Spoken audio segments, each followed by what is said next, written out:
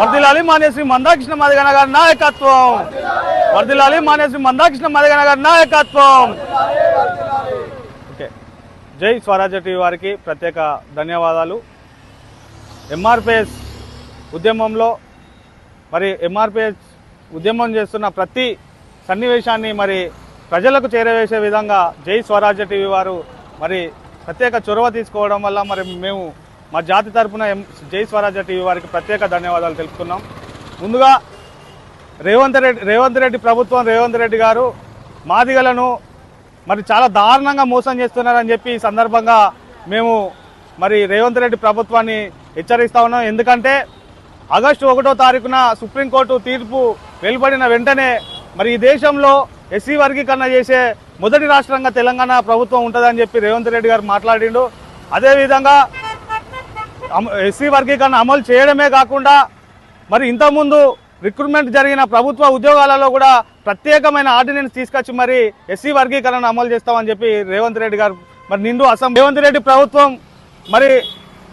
ఇంతకుముందు తీసుకొచ్చిన రిక్రూట్మెంట్లో అట్లాంటిది ఎస్సీ వర్గీకరణ బిల్లు ఎస్సీ వర్గీకరణ అమలు చేస్తానని చెప్పిన రేవంత్ రెడ్డి వెంటనే తర్వాత డిఎస్సి ఫలితాలు విడుదల చేసి దాంట్లో వర్గీకరణ లేకుండా మొట్టమొదటిసారి అప్పుడే వర్గీకరణ అమలు చేయకుండా మాదిగ జాతిని మోసం చేయడం జరిగింది. అప్పుడు మందకృష్ణ మాదిగ గారు తీవ్రంగా ఖండించి దానిపైన ప్రశ్నించి ఖచ్చితంగా రేవంత్ రెడ్డి వెంటనే అమలు చేయాలనే దానిపైన చేస్తే షమీమ్ అఖ్తర్ కమిటీని వేసి షమీమ్ అఖ్తర్ కమిటీ ద్వారా వర్గీకరణ వెంటనే అమలు చేస్తానని చెప్పి మాట్లాడడం జరిగింది. షమీమ్ అఖ్తర్ కమిటీ ఏం చేసింది? 9% రిజర్వేషన్ అని చెప్పి ఒక ప్రతిపాదన తీసుకొచ్చింది. మందకృష్ణ మాదిగ గారు 9 కాదు, మాదిగలకు జనాభా ప్రాతిపదికన చూసినా వెనుకబాటుతనాన్ని చూసినా 11% రిజర్వేషన్లు రావాలి. దీన్ని వెంటనే పరిశీలించుకుని మాదిగలకు 11% రిజర్వేషన్ వచ్చే విధంగా ప్రభుత్వం చొరవ తీసుకోవాలని చెప్పి గౌరవనీయులు మందకృష్ణ మాదిగ గారు ప్రత్యేకంగా రేవంత్ రెడ్డి గారిని స్వయంగా కలిసి కూడా మాట్లాడడం జరిగింది. షమీమ్ అఖ్తర్ గారిని కూడా కలిసి ప్రతిపాదన పెట్టడం జరిగింది.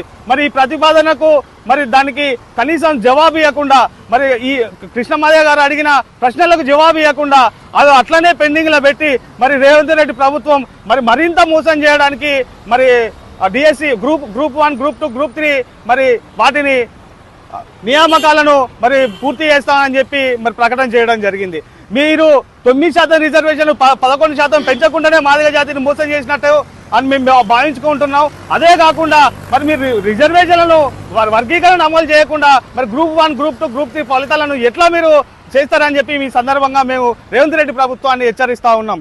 ఖబర్దార్ రేవంత్ రెడ్డి, మీరు కనుక వెనక్కి తీసుకోకపోతే గ్రూప్ 1, గ్రూప్ 2, గ్రూప్ 3 ఫలితాలను కనుక మీరు వర్గీకరణ జరిగేంత వరకు ఆపకపోతే గవర్నర్ మందకృష్ణ మాదిగ గారు తీసుకోబోయే కార్యక్రమాలను ఉధృతం చేస్తాం. దానికి ప్రత్యేకంగా దాని బాధ్యత మీరే వహించాల్సి వస్తుందని చెప్పి ఈ సందర్భంగా మీకు గుర్తు చేస్తా ఉన్నాం. మాదిగ జాతి 30 సంవత్సరాల నుంచి పోరాటం చేస్తూ ఉంది. ఆ పోరాటం చేస్తూ ఉంటే దాంట్లో చాలా మంది బలిదానాలు పోయినాయి.